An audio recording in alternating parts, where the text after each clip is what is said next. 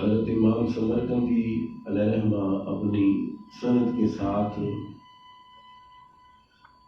سیدنا حضرت عبداللہ ابن مسعود کا قول مبارک نقل کرتے ہیں۔ آپ نے فرمایا 4 آیات سورۃ النساء کی مسلمانوں کے لیے دنیا سے بہتر ہیں، دنیا سے بہتر ہے۔ پہلی یہ کہ اللہ فرماتا ہے کہ اللہ اس گناہ کو نہیں بخشے گا، اللہ اس گناہ کو نہیں بخشتا کہ کسی کو اس کا شریک بنایا جائے، اور اس سے کم درجہ کی گناہ جسے چاہتا ہے بخش دیتا ہے۔ جس نے کسی کو اللہ تعالیٰ کا شریک ٹھہرایا اس نے بہت بڑا گناہ کا بہتان باندھا۔ اللہ وحدہ لا شریک ہے۔ دوسری آیت مبارکہ کا ترجمہ ہے کہ رب فرماتا ہے اے حبیب، جب انہوں نے اپنی جانوں پر ظلم کیا تھا، اگر اسی وقت آپ کی بارگاہ میں حاضر ہو جاتے، پھر پورے اخلاص کے ساتھ اللہ تعالیٰ سے معافی مانگتے اور رسول اللہ بھی ان کی شفاعت کرتے، تو ضرور اللہ کو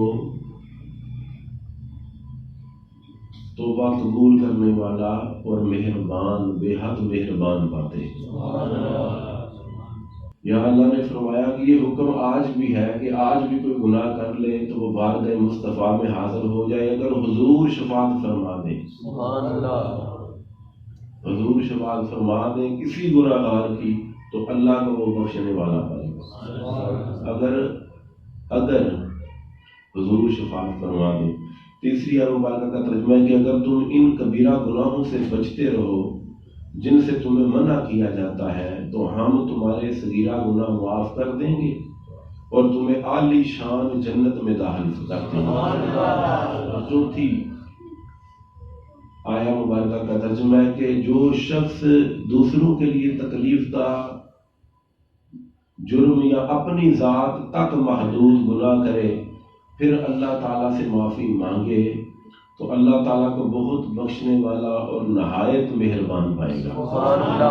جن 4 آیات میں نے ترجمے آپ کے سامنے رکھے، ان میں یہی بات ہے کہ اگر جناب علی آپ نے گناہ کیا اور پھر اس پر شرمندہ ہو گئے اور حضور کو وسیلہ بنا لیا، جو وہاں نہیں جا سکتے، جو مدینہ شریف حاضر نہیں ہو سکتے، وہ کبھی تہجد کے وقت اٹھ جائیں، تہجد کے وقت اٹھ کے 1200 مرتبہ درود شریف پڑھیں اور خود کو حاضر ہی سمجھے پھر حضور کی بارگاہ، چہرہ اپنے اس طرف پھیر لیں، یہاں بندے حضرہ ہے اس طرف، تو چہرہ یہاں پھیر کے اس کونے میں تھوڑا سا، تو آپ 1200 بار درود شریف پڑھ کے پھر حضور کی بارگاہ میں رو رو کے کہیں کہ حضور مجرم آ گیا ہے، اگر آپ راضی ہو جائیں تو رب بھی راضی ہو جائے گا، میری شفاعت فرما دیں، میری شفاعت فرما دیں۔ اور اس کے بعد پھر یہ ہے کہ آپ دیکھیں گے کہ حضور تو مہربان ہے، حضور کتنے مہربان ہیں، سنیں اس حدیث میں۔ حضرت جابر بن عبداللہ سے مروی ہے، حدیث میں نے سنانی ہے، اور کرم اور رحمت کے نہ پہلی چھینٹے برسنے ہیں بلکہ پوری بارشیں ہیں، چھینٹے بوندا باندی نہیں، پوری بارش ہی ہے، بس نہانے والے جو ہے وہ آ جائیں، جو اللہ کی رحمت کے دریا میں نہانا چاہتے ہیں، غوطہ زن ہونا چاہتے ہیں، جو حضور کی برستی رحمت میں جناب علی نہا دھو کے ستھرے پاک پاکیزہ ہونا چاہتے ہیں، اس حدیث کو سنیں اور دلوں پر تحریر کر دیں اور یاد رکھ لیں اس حدیث کو۔ جب کبھی مدینہ شریف جانے ہوا نا تو معاجہ شریف میں پہنچتے ہی سلام عرض کر کے درود پڑھ کے نا پھر یہ حدیث پیش کر دینا، پھر یہ حدیث پیش کر دینا، کہہ دینا مجرم آ گئے۔ تو پھر دیکھو حضور نے فرمایا، حضرت جابر بن عبداللہ فرماتے ہیں کہ امام الانبیاء نے فرمایا کہ میری شفاعت کبیرہ گناہ کرنے والوں کے لیے ہوگی، کبیرہ گناہ کرنے والوں کے لیے، اور ٹھنڈ پئی کہ کوئی نہیں ہے جی۔ یہ جو گناہ گار ہیں ان کا ایک وقت نہ انہیں سمجھ آ جاتی ہے کہ ہمارا کوئی ہے، ہم محشر میں یوں ہی حاضر نہیں ہو جائیں گے ہمارا نبی سبحان اللہ وہ وہاں پر ہوں گے، اور کبیرہ گناہ کرنے والوں کے متعلق حضور نے فرمایا میری شفاعت ان کے لیے ہے، اور پھر فرمایا حضور نے جس نے میری شفاعت کا انکار کیا وہ محروم ہو گیا، جس نے میری شفاعت کا انکار کیا وہ محروم ہو گیا۔ اب تم یہ سوال نہ اٹھاؤ کہ کیوں جی، کیسے جی، وہ اتنے گناہ کر کے بھی پھر حضور اس کی، او بھائی میرے بات تو اپنی کر، کیا اگر تو نے ظلم کیا اپنی جان پر تو نہیں چاہتا کہ تجھے معاف کیا جائے، تجھے معاف کیا جائے؟ پھر یہ تو اس طرف کیوں نہیں دھیان دیتا کہ وہ دوسرا بھی تو اللہ ہی کا بندہ ہے، اگر تجھے آگ جلاتی ہے تکلیف دیتی ہے تو اسے بھی دیتی ہے، ٹھیک ہے وہ تجھے پسند نہیں نہ ہو مگر مالک کا تو وہ بھی بندہ ہے، حضور کا تو وہ بھی امتی ہے۔ اور پھر آگے حضرت جابر بن عبداللہ فرماتے ہیں کہ جو اہل کبائر سے نہ ہوگا، جو اہل کبائر سے نہ ہوگا اس کے لیے شفاعت نہ ہوگی، یعنی وہ شفاعت کا محتاج نہ ہوگا۔ حضرت انس بن مالک سے مروی ہے کہ حاتم الانبیاء محبوب کبریا صلی اللہ علیہ وسلم نے فرمایا میری شفاعت کبیرہ گناہ کرنے والوں کے لیے ہوگی، جس نے میری شفاعت کا انکار کیا وہ شفاعت سے محروم کر دیا جائے گا۔ یہاں پر بڑے لوگ اعتراض کرتے ہیں حضور کی شفاعت پر، تو وہ حضور کی شفاعت سے محروم بھی کر دیے جا سکتے ہیں۔ اس حدیث میں بالکل دو ٹوک بات آئی ہے، اور پھر اس پر غور کرو کہ جن کے اعمال اچھے ہیں، اعمال اچھے ہیں اور نیکوکار ہیں، اولیاء ہیں، وہ تو اعمال کے ذریعے جب اللہ ان پر اپنی رحمت برسائے گا تو وہ اس کے ذریعے بھی جنت میں جائیں گے۔ اور پھر دیکھو اللہ والوں کی شان کیا ہوگی کہ جناب علی اللہ والے اپنے ماننے والوں کو بھی جہنم سے اٹھا کے جنت میں لے کے جائیں گے۔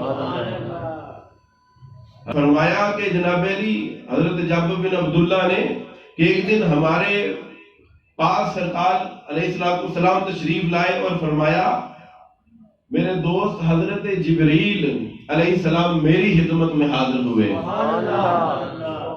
اور عرض کیا اے حضور صلی اللہ علیہ وسلم، وہ ذات جس نے آپ صلی اللہ علیہ وسلم کو برحق نبی بنایا اور مبعوث فرمایا، بے شک اللہ کے بندوں میں سے ایک بندے نے اللہ یہ سنے بڑا عجیب اور بڑا دلچسپ واقعہ اور حدیث ہے جناب علی اور فرمان مصطفیٰ ہے، اس کے اندر جو واقعہ بیان ہو رہا ہے وہ آپ کے اندر ایک لطف پیدا کر دے گا کہ اللہ اپنے بندوں کے ساتھ کیسی کیسی مہربانیاں کرتا ہے، اور بندوں کو کسی ایک وقت پر بھی غافل نہیں ہونا چاہیے۔ وہ فرمایا کہ اللہ کے بندوں میں سے ایک بندے نے اللہ تعالیٰ کی 500 سال عبادت کی، 500 سال عبادت کی، اور وہ ایک پہاڑ پر عبادت کرتا رہا اللہ کی کتنے سال؟ 500 سال۔ فرمایا کہ جس کی لمبائی اور چوڑائی 30 گز مربع تھی، 30 گز مربع اس پہاڑ کی چوڑائی اور لمبائی تھی، جس پر وہ تنہا شخص بیٹھ کے اللہ کی عبادت کرتا رہا اور 500 سال۔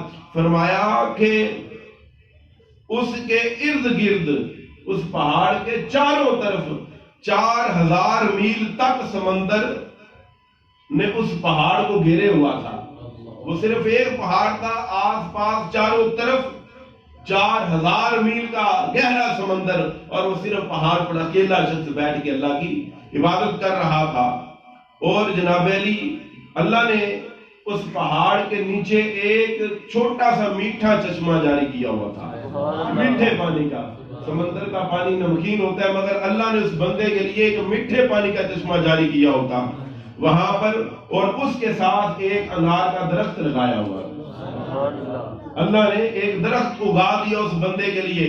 وہ بندہ کیا کرتا؟ وہاں سے وضو کرتا اور روز ایک تازہ انار وہاں پر لگ جاتا، روز ایک تازہ انار وہاں پر لگتا، اور وہ جناب علی بندہ صبح صبح نیچے آتا، اس چشمے سے وضو کرتا، اور وہ پھر جا کے اس پھل کو توڑتا، اس پھل کو کھاتا، اور پھر اللہ کی عبادت میں مصروف ہو جاتا، اور کہتا کیا تھا؟ یہ بھی سنیں ذرا. وہ بندہ کہتا تھا کہ اے اللہ میں تجھ سے سوال کرتا ہوں کہ اللہ میری روح جب تو قبض فرمائے میں سجدے کی حالت میں ہوں، میں سجدے کی حالت میں ہوں. دو چیزیں جو ہے یہ پتہ دیتی ہیں کہ بندہ کتنا قریب ہے اللہ کے. دو چیزیں، ان میں سے پہلی یہ کہ بندہ کثرت سے سجدے کرنے والا ہو اور لمبے سجدے کرے. کتنے لمبے کہ جناب علی راتیں گزر جائیں، گھنٹے گزر جائیں، اسے خیال ہی نہ رہے کہ جناب علی حتیٰ کہ وہ خاتون جنت کی باتیں تو آپ نے سن رکھی ہیں کہ ایک سجدے میں صبح ہو جاتی تھی، ایک سجدے میں صبح ہو جاتی تھی. تو کاش کوئی ان کے صدقے ایسا سجدہ ہمیں بھی میسر آ جائے کہ ایک سجدہ ہی بگڑی بنانے کے لیے کافی ہو جائے. وہ لمبے سجدے کرنے والا ہو اور جب اس کے ہاتھ اٹھے تو پھر اٹھے ہی رہے، اس کے ہاتھ اٹھے تو وہ اٹھے ہی رہے. پھر ایک طالب و مطلوب کا جو رشتہ ہے وہ نظر آئے کہ مانگنے والے کے درمیان اور دینے والے کے درمیان کوئی ربط ہے، کوئی ربط ہے. کیونکہ جو بندہ دل سے آشنا نہیں، غیر آشنا ہے، جس کی زبان میں لذت و تاثیر کوئی نہیں، جس کے بندے کے قلب میں گرمی عشق کوئی نہیں، وہ بندہ زیادہ ہاتھ اٹھا نہیں سکتا. پکی بات ہے، وہ بندہ زیادہ ہاتھ نہیں اٹھا سکتا. وہ بس رٹی ہٹائی مشینیاں لی، او مشیناں لی دعا جناب علی اینجن ہو جائے، بس روزے کی دعا، روزے کی دعا، روزے کی دعا. دکے کھاتے پھرتے اس سے دعا کرواؤ، اس سے دعا کرواؤ، اللہ والوں سے جا کے کرواؤ. بالکل قبولیت کی سند ہے اللہ والوں کے پاس. مگر تو اللہ والا کب بنے گا؟ تو بھی تو کبھی راتوں کو بیٹھ کے ہاتھ اٹھا، وہ تیرا خالق نہیں، تیرا مالک نہیں. کیا وہ نہیں کہتا کہ میں دیتا ہوں؟ نہیں کہتا، وہ دیتا ہے. تو کبھی مانگ تو صحیح نا، رات کو کبھی ہاتھ اٹھا تو صحیح، مگر تیرا وہ رشتہ نہیں نہ رہا. وہ کہتا کہ مولا میرے سجدے کی حالت میں روح قبض فرمانا، اور زمین و آسمان، اور فرماتا کہ زمین اور زمین کی کسی چیز کو، زمین اور زمین کی کسی چیز کو مجھ تک نہ پہنچنے دینا. یعنی کہ میں تنہا بیٹھا رہوں، دل میں ہو یاد تیری گوشہ تنہائی ہو. یہ شاید اس کے من میں جذبہ تھا کہ اکیلا بیٹھ کے بس یار کو یاد کیا کروں. اور قربان جاؤں جن کی یار کے ساتھ لگن ہوتی ہے نا، وہ پھر تنہائی ڈھونڈتے ہیں، وہ پھر تنہائی ڈھونڈتے ہیں. کوئی دو لمحات مل جائیں جناب علی تنہائی کے اور بیٹھ کے پھر یار کو یاد کیا جائے. پھر جناب علی پھر کیا ہوا کہ فرمایا کہ حشر میں بھی مجھے سجدے کی حالت میں رکھنا. اتنی لذت اللہ والوں کو سجدے میں آتی ہے. اور جناب علی ہمارے سجدے کیا ہے؟ ہمارے سجدے کیا ہے کہ آج کل تو یہ سوال پوچھا جاتا ہے کہ سجدے میں ایک دفعہ تسبیح پڑھی جا سکتی ہے 3 دفعہ کی بجائے. یہ کبھی نہیں کسی نے پوچھا کہ 3 سے زائد دفعہ پڑھ سکتے ہیں. یعنی کہ وہ جڑی 3 باری پڑھنی انہوں میں کسی طریقے گھٹاؤ جی، اسے بڑھاؤ نا. یہ تو ہمارا جناب علی رابطہ اپنے رب سے. وہ کیا منہ لے کے جانا ہے اللہ کے پاس؟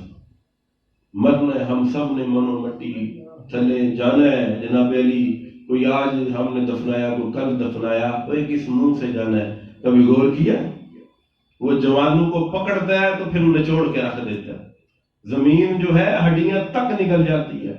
وہ جناب علی امام غزالی کیا فرماتے ہیں کہ دنیا میں مشاہدہ کر لو، دنیا میں مشاہدہ کر لو، زیادہ بوڑھے تمہیں نہیں ملیں گے، کیونکہ زیادہ بڑی عمر کو پہنچتے ہی کوئی ہے، زیادہ بڑی عمر کو کوئی پہنچتا ہے، ورنہ راستے میں ہی کام ختم کر دیا جاتا ہے. تم نے کیسی امیدیں باندھی ہوئی ہیں کہ ہم بوڑھے ہو کے جناب علی داڑھی رکھ لیں گے، ہم بوڑھے ہو کے نمازی بن جائیں گے، سارے بال بچے بیاہ کے نمازی بن جائیں گے. جی بال بچے مانگتے اس سے ہو، کسی کا 1 سال بچہ نہ ہو، اس کے اندر ایک بے چینی پیدا ہو جاتی ہے کہ کسی طرح اللہ اولاد دے دے.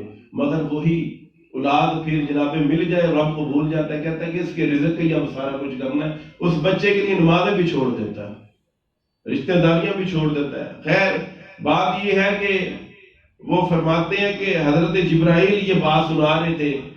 پھر فرماتے ہیں کہ اللہ نے سجدے کی حالت میں ہی اس کی روح قبض فرمائی. اور حضرت جبرائیل فرماتے ہیں ہم جب جاتے اور جب آتے اسے سجدے کی حالت میں ہی پاتے ہیں، اسے سجدے کی حالت میں ہی پاتے ہیں. مگر وہ فرماتے ہیں کہ جہاں تک مجھے علم ہے، حضرت جبرائیل فرماتے ہیں جہاں تک مجھے علم ہے اللہ تعالیٰ اس بندے کو قیامت کے دن اپنے دربار میں حاضر فرمائے گا، پیش فرمائے گا اور کہے گا کہ میرے بندے کو میری رحمت کے ساتھ جنت میں داخل کر دو، میرے بندے کو میری رحمت کے ساتھ جنت میں داخل کر دو. تو وہ بندہ کیا اٹھے گا، مولا میرے اعمال کے ذریعے مجھے جنت دے، میرے اعمال کے ذریعے مجھے جنت دے. تو وہ جب یہ سوال کرے گا نا تو میرا رب کہے گا کہ اپنے ملائکہ سے، اپنے فرشتوں سے، کہ اسے جو میں نے 2 آنکھیں دی، ایک آنکھ اس کی اور میری یہ جو نعمتیں ہیں ان نعمتوں میں سے پہلی نعمت ایک آنکھ اور اس کے اعمال کا وزن کرو. تو جناب علی اللہ کی ایک نعمت آنکھ وہی بڑھ جائے گی، وہی بڑھ جائے گی، ایک آنکھ خالی. اللہ فرمائے گا کہ اسے جہنم میں پھینک دو، اس بندے کو جہنم میں پھینک دو. جب حکم ہوگا وہ چیخ اٹھے گا، کہے گا باری تعالیٰ تیرے کرم سے ہی جنت چاہیے، تیرے کرم سے ہی جنت چاہیے. اللہ اسے واپس بلائے گا اور پھر کھڑا کرے گا اپنے دربار میں اور پھر پوچھے گا کہ اے بندے بتا ہمیں، یہ جو تو نے 500 سال بڑی بھاری عبادت کی، تو نے یہ سمجھا کہ یہ اعمال ہماری رحمت سے بڑھ گئے، یہ جو تو نے 500 سال عبادت کی، یہ تجھے توفیق کیوں دینے والا کون تھا؟ وہ بندہ کیا اٹھا، تو تھا اے میرے رب، تو تھا. تو رب نے فرمایا کہ کون سا درخت روز پھل اگاتا ہے، تیرے لیے روز پھل لگاتا کون تھا؟ وہ کیا اٹھا، اے رب وہ تو تھا جو روز تازہ پھل لگاتا تھا. کہا وہ پورا پہاڑ تھا، کھارا پانی تھا، میٹھا چشمہ کس نے جاری کیا؟ وہ کیا اٹھا، وہ رب تو تھا جس نے جاری کیا. تو کہا پھر تجھے خیال نہ آیا، پھر تجھے خیال نہ آیا کہ جب تیرے اعمال سارے کے سارے صرف میری رحمت کی وجہ سے تھے، پھر تجھے کیسے خیال آیا کہ تو اعمال کے ذریعے جنت میں جا سکتا ہے، تو اعمال کے ذریعے جنت میں جا سکتا ہے. اور پھر بندے مجھے بتا، تو نے کہا کہ مجھے سجدے کی حالت میں روح میری قبض ہو، تیری نا قبض فرمائی سجدے کی حالت میں، کہا فرمائی کہا یہ تیرے اعمال کی وجہ سے یا میری رحمت کی وجہ سے؟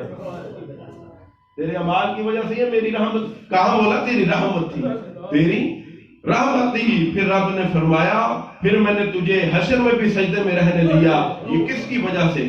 تیرے اعمال کی وجہ سے، اپنی رحمت کی وجہ سے. مولا تیری رحمت کی وجہ سے. جناب علی پھر اس کے بعد رب کہے گا جا میری رحمت سے جنت میں جا، اور وہ بندہ شکر ادا کرے گا، کہے گا مولا تیری رحمت اور کرم سے ہی جنت چاہیے.